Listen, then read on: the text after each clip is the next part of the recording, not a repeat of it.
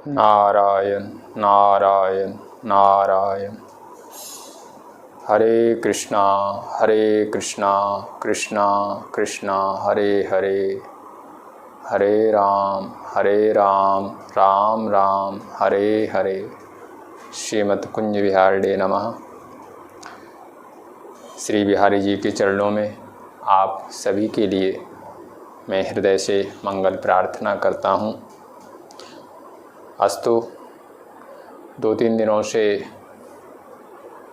थोड़ा सा कुछ रिकॉर्डिंग करने में कोई दिक्कत आ रही थी, तो इसलिए मैं कुछ नहीं डाल पाया। और कुछ मैं देखना भी चाह रहा था कि क्या कोई इसको सुन भी रहे हैं या नहीं। तो आज 1-2 लोगों के मैसेज आए कि महाराज आपने डालनी क्यों बंद कर दी। तो मुझे लगा चलो कोई तो ऐसा है जो शायद हमारे विचारों को सुन रहा है।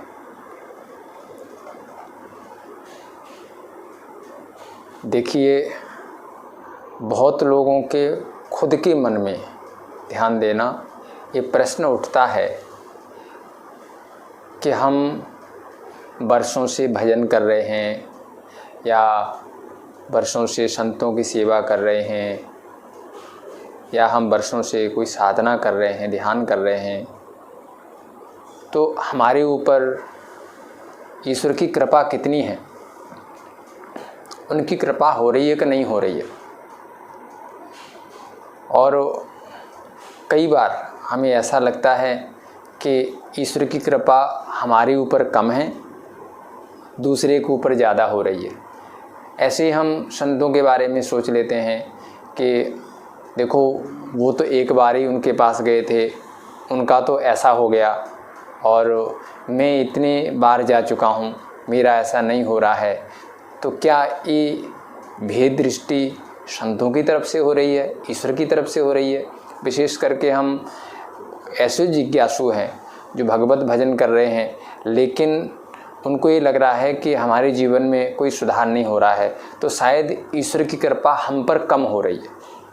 मैं उनको विशेष रूप से ये बात बताना चाहता हूँ कि ईश्वर की कृपा तो एक जैसी ही होती है, वो कम ज़्यादा नहीं होती है। जो कमी और अधिकता वो हमारे ऊपर डिपेंड करती है कि हम उसको कितना ले पाते हैं। सूरज जब निकलता है तो उसका प्रकाश तो एक जैसा ही पड़ता है, उसकी गर्मी एक जैसी ही नीचे आती है, परंतु ध्यान देना, जो मिट्टी पानी के किनारे होती है वो कम गर्म होती है, जो मिट्टी एकदम रेगिस्तान में होती है वो जल्दी गर्म होती है, ज़्यादा गर्म होती है। तो अब मान लो जो पानी के किनारे पर है, यदि वो कम गर्म हो रही है, तो कोई ये कहे कि सूरज यहाँ पर अपनी तपन कम डाल रहा है, वहाँ ज़्यादा डाल रहा है, ऐसा मतलब नहीं है। ऐसे ही साधक को अपनी मीमांसा करनी चाहिए और अपने बारे में तो हर रोज़ सोचना चाहिए कि आज हमने अपने अंदर क्या विशेषता जागृत की। कभी भी ईश्वर पर या संतों पर दोषारोपण नहीं करना चाहिए। जैसे संत सुनाते हैं कि एक पत्थर का कोयला होता है, आप लोगों ने देखा होगा, जो कि पहले हम लोग अंगीठी वगैरह जब जलाया करते थे तो पत्थर का कोयला या जहाँ कहीं ऐसे भट्टे वगैरह होते हैं उसमें पड़ता है। आप पत्थर के कोयले के कुछ टुकड़े रख दो एक जगह पर, दूसरी जगह पर थोड़ी सी दूर पर लकड़ी का कोयले के कुछ टुकड़े रख दो। ध्यान देना, पत्थर के टुकड़े, पत्थर के कोयले के टुकड़े, दूसरा लकड़ी के कोयले के टुकड़े, तीसरा एक बारूद, जो बारूद होती है जो हम लोग पटाखों में भरते हैं, एक जगह पर आप थोड़ी सी वो इकट्ठी करके रख दो। अब आप ध्यान देना, आप तीनों में एक साथ आग लगाओ, माचिस तीनों में एक साथ जलाओ। अब देखिए, जो लकड़ी का, जो पत्थर का कोयला है, उसको जलने में, आग पकड़ने में काफ़ी समय लगेगा। ऐसा नहीं है कि हमने जैसे ही माचिस जलाई वो जल जाएगा, उसको थोड़ा अधिक समय लगेगा। उसकी अपेक्षा से जो लकड़ी का कोयला है उसको कम समय लगेगा। अग्नि बराबर हम एक साथ लगा रहे हैं, लेकिन जलने में जो समय की वो हो रही है, फेरबदल हो रहा है, वो लगाने वाले की तरफ से नहीं है, वो उसकी अपनी अपनी योग्यता है। क्योंकि पत्थर के कोयले को सुलगने में समय लगता है, लकड़ी का कोयला थोड़ा सा सॉफ्ट होता है, जल्दी सुलग जाता है। और जो बारूद का आपने छोटी ढेरी रखी है वो तो जैसे ही चिंगारी पकड़ेगी वैसे एकदम भड़क जाएगी। ऐसे ही इस साधक की अपनी अवस्था है।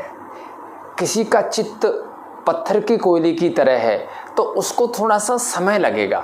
ऐसी बात नहीं है, ऐसा नहीं कह सकते कि उस पर असर नहीं हो रहा है।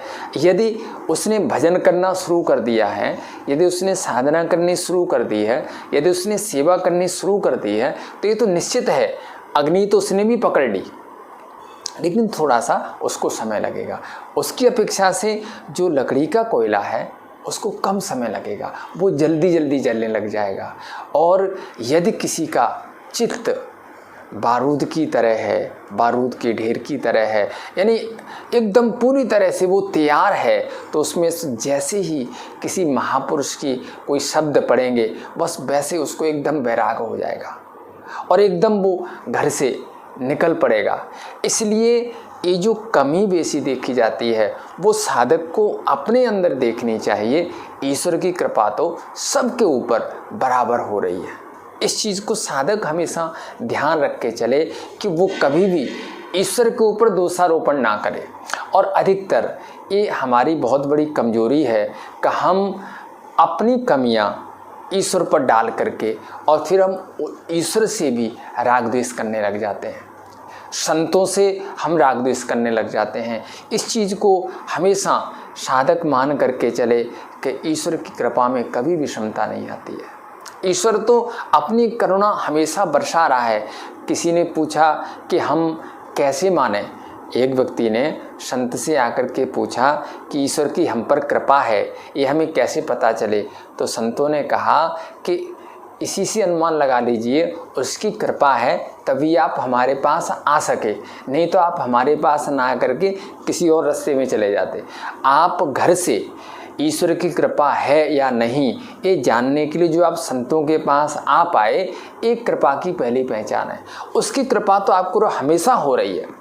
और ध्यान देना, मैं फिर ये बातें आपको रिपीट करना चाहूँगा कि ईश्वर की कृपा है, इस चीज़ को हम कैसे अनुभव करें। तो देखो, पहली कृपा तो यही है कि आपको वो शरीर मिला है जिसमें तुम ईश्वर के बारे में सोच सकते हो, धर्म के बारे में सोच सकते हो।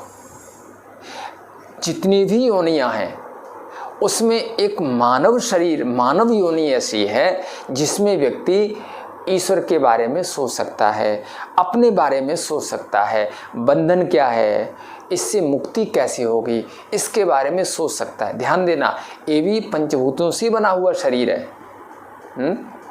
आपने देखा होगा जो हीरा होता है ये भी खानों से ही निकलता है, ये वो भी पत्थरों की खानों से निकलता है।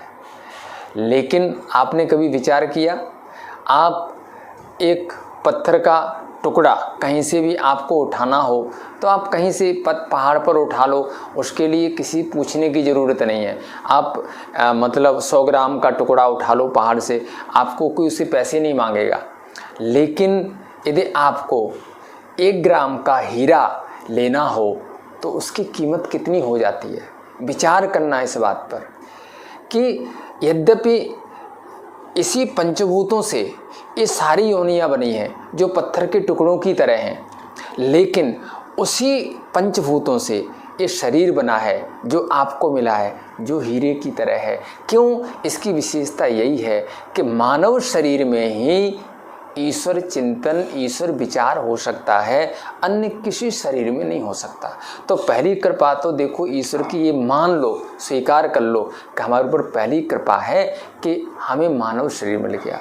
दूसरी कृपा फिर ये है कि देखो हम ऐसे वातावरण में आ गए हैं, हम ऐसे लोगों के बीच में आ गए हैं जहाँ ईश्वर के बारे में सोचा जा रहा है, जहाँ हमें ईश्वर के बारे में कुछ समझाया जा रहा है। ये दूसरी कृपा है। मनुष्यत्वम, मुमुक्षुत्वम, महापुरुष संश्रयः। ये यदि ये आपको तीन चीज़ें मिली हुई हैं तो आप पहले से ही स्वीकार कर लो, डायरी में लिख लो कि ईश्वर की कृपा तो हम पर हो चुकी है। अब आप आगे का रास्ता करो, यानी मानव शरीर मिल गया और ईश्वर को पाने की इच्छा हो गई। ईश्वर यदि आपको अच्छा लगने लग गया, यानी यदि आपको उसके धाम से प्यार होने लग गया, उसके रूप से प्यार होने लग गया, तो ये उसकी दूसरी कृपा है। क्योंकि उनकी कृपा के बिना महाराज उनके बारे में कुछ सोच नहीं सकता। ये तो हमें लगता है कि हम क्या खास बात है ईश्वर के बारे में सोचना, आप सोच नहीं यदि आपको परमात्मा की याद आती है, यदि आपको उसकी लीलाएं अच्छी लग रही हैं, यदि आपको उनकी कथाओं से शांति मिल रही है, तो निश्चित है ये उसकी और अधिक कृपा है। तो मनुष्योत्तम, मुमुक्षुत्तम, और तीसरी उसकी कृपा है किसी वैष्णव जन से आपका संपर्क हो जाए, जो परमात्मा से प्रेम करने वाले हैं। ऐसे लोगों से आपका मिलना ये और भी बड़ी कृपा है। तो यदि ये तीन चीज़ें आपको मिली हुई हैं तो आप पर ईश्वर की कृपा है, इस बात को स्वीकार करो। कभी ऐसा मत मानना कि हम पर तो पता नहीं उनकी कृपा कब होगी, अभी तो हुई नहीं है। ऐसा मानना एक तरह से ये भी एक हम अपराध कर रहे हैं, उसकी कृपा को हम महसूस नहीं कर पा रहे हैं। इसलिए ये स्वीकार कीजिए। देखिए मैं अपने जीवन की घटना आपको बता रहा हूँ कि जो हमारे महाराज जी हैं ओंकारेश्वर में रहते हैं, तो मैं अपने एक मित्र हैं उनके साथ जब सबसे पहली बार उनके पास में गया, क्योंकि मेरे मन में जिज्ञासा थी कि मैं कोई अनुष्ठान करूं, मुझे कोई अनुष्ठान की विधि पता चले, मैं अनुष्ठान करूं। और मुझे पता चल गया था कि महाराज जी को अनुष्ठान के बारे में बहुत अच्छी नॉलेज है। तो मैं ओंकारेश्वर गया, तो वहाँ पहुँच गया, तो मेरे को 5-6 दिन हो गए वहाँ रहते रहते, लेकिन उन्होंने हमें कोई संकेत नहीं कहीं से मिला। तो मुझे ये लगा कि पता नहीं शायद वो स्वीकार करेंगे कि नहीं करेंगे। तो जिन मित्रों के साथ में गया था उनसे मैंने कहा कि भाई हमें लगता है कि महाराज जी शायद हमें कुछ स्वीकार नहीं करेंगे, तो चलो कुछ और आगे सोचते हैं। तो उन्होंने कहा कि चलो आज हम चलते हैं, देखते हैं क्या है, ज़्यादा नहीं हो तो ही कह देंगे भाई चले जाओ, तो बाद में विचार कर लेंगे। तो हम शाम का समय था और महाराज जी 8:30 बजे बस अपना आराम करने लग जाते हैं, क्योंकि उनका नियम था सुबह 2 बजे उठने का। हमने महाराज जी के जीवन से बहुत कुछ सीखा है। और ध्यान देना, यदि किसी का जीवन बदलना है तो आपको अपना जीवन बदलना पड़ेगा। वो आपके जीवन को देख करके वो अपना जीवन बदलेगा, आपके कहने से अपना जीवन नहीं बदलेगा। तो हम महाराज जी को देखते थे, महाराज जी रात को 2-2:30 बजे उठ जाते थे, तो हम शाम को ऐसे 8:30 बजे गए, तो जा कर के उनके चरणों में बैठ गए। तो मैं तो बैठा ही था, अभी मैं कुछ नहीं बोला, उससे पहले वो बोल पड़े कि मेरे को सब पता है आप क्यों आए हो, मैं जानता हूँ, मैं प्रतीक्षा कर रहा हूँ उस काल की कि किस समय आपको हमें साधना बतानी है। बस इतना सुनना ही था। मैं बड़ा भावुक हो गया। मैंने कहा कि देखो हम वैसी कल्पनाएं कर रहे थे कि पता नहीं स्वामी जी ने हमारे बारे में कुछ सोचा है, यानी ईश्वर हैं, संत जन हैं, ये तो वैसे ही सोचते रहते हैं। इनकी परमात्मा की अहेतुकी कृपा है हमारे ऊपर, नहीं तो उसकी कृपा न हो तो हम तो एक श्वास न ले सकें। इसलिए उसकी कृपा को हमेशा महसूस करना सीखो, कभी भी शिकायत मत करो, हमेशा एहसास करो कि हाँ उसकी कृपा है, और इस रास्ते में चल पड़ो, विश्वास कर लो और इस रास्ते में निकल पड़ो और आप चलो। वो तो हर एक कदम पर आपका जहाँ कदम पड़ेगा वहाँ पर वो मौजूद है। आप एक उसको साथ लेकर के, उसका विश्वास करके आप निकलिए, आप थोड़ा सा दुनियादारी की बातों से ऊपर उठिए। आप जो ये राग द्वेष के चक्कर में पड़े हुए हैं, ये निश्चित है यदि आप इनमें पड़े रहेंगे तो आपको इधर की कोई अनुभूति नहीं हो पाएगी। परमात्मा से प्रार्थना कीजिए। देखो भागवत में गोकर्ण जी ने, ध्यान देना, गोकर्ण जी ने अपने पिता को 2 श्लोकों में सारी भागवत का सार सुना दिया था। और उस 2 श्लोक में जो एक श्लोक था वो मैं आपको बता रहा हूँ कि धर्मम भजस्व सततम त्यजलोक धर्मान सेवस्व साधु पुरुषान जहि काम तृष्णा अन्यस्य दोष गुण चिंतन आशु मुक्त्वा सेवा कथा रसमहो नितराम पिबत्वम। ये गोकर्ण जी ने अपने पिता को उपदेश किया था, हैं, आत्मदेव को उपदेश किया था कि धर्मम भजस्व सततम, उस धर्म का सेवन करो जो हमेशा रहने वाला है, जो स्थायी रूप से रहने वाला है, उस धर्म का सहारा लो। और स्थायी रूप से तो महाराज ईश्वर ही रहने वाला है, या ईश्वर के निमित्त किया जाने वाला जो धर्म है वो स्थायी रहने वाला है। जो हम जगत के लिए कर रहे हैं वो तो हम भोग करके काट लेंगे, पूरा हो जाएगा। इसलिए ईश्वर के निमित्त जो हम भजन कर रहे हैं, उनकी प्रसन्नता के लिए जो हम पूजा पाठ कर रहे हैं, वो हमें आगे ईश्वर से मिलाएंगे, यानी उसका फल हमें स्थायी मिलेगा। तो धर्मम भजस्व सततम त्यजलोक धर्मान, दुनिया के जो धर्म हैं उनको छोड़ो और ईश्वर का आश्रय लो। सेवस्व साधु पुरुषान जहि काम तृष्णा, यदि सेवा करनी है तो वैराग्यवान संतों की करो। सेवस्व साधु पुरुषान, और सेवा करते समय ध्यान रखो मन में कोई कामना न रहे, कोई लोक की इच्छा न रहे, इस चीज़ का ध्यान रखो। या लोक की इच्छा लेकर के सेवा करोगे तो भाई वो तो फिर वही हो जाएगी, जैसे किसी का बच्चा जब बीमार होता है ना तो वो डॉक्टर के पैरों से हाथ लगा रहा होता है, डॉक्टर के पैरों में गिर कर के रो रहा होता है, तो क्या वो डॉक्टर से प्रेम करता है? नहीं नहीं, डॉक्टर से नहीं है, उसका बच्चा सीरियस है इसलिए वो डॉक्टर के चरणों में गिरा हुआ है। तो कहीं डॉक्टर वाला तो हमारा प्रेम नहीं ईश्वर के साथ में। हम रो रहे हैं लेकिन हमारा मन और कहीं अटका हुआ है। तो संतों की सेवा करो, ईश्वर की सेवा करो, लेकिन सेवस्व साधु पुरुषान जहि काम तृष्णा, और अन्यस्य दोष गुण चिंतनमाशु मुक्त्वा, न तो हमें किसी के दोषों का चिंतन करना है न किसी के गुणों का चिंतन करना है। ध्यान देना, दोनों ही तुम्हें ईश्वर से भटका देंगे। ये तुम दोषी व्यक्ति के बारे में सोचोगे तब भी ईश्वर से भटक जाओगे, या तुम किसी संसारी गुणवान के बारे में सोचोगे तब भी ईश्वर का चिंतन छूट जाएगा। सोच के देख लेना आप। इसलिए परमात्मा से प्रार्थना करो, प्रभु ये दोनों प्रकार की आपकी माया है। अन्यस्य दोष गुण चिंतनमाशु मुक्त्वा सेवा कथा रसमहो नितराम पिबत्वम। बस 2 आधार बना लो, एक तो भगवत कथा सुनो, संतों के चरित्र सुनो, ठीक है, और एक भगवत सेवा करो। ये 2 काम करो। यदि आप ये करोगे तो निश्चित है आपको उसकी कृपा का अनुभव होने लग जाएगा। अस्तु, आज इतना ही। जय जय श्री राधे श्री राधे श्री राधे।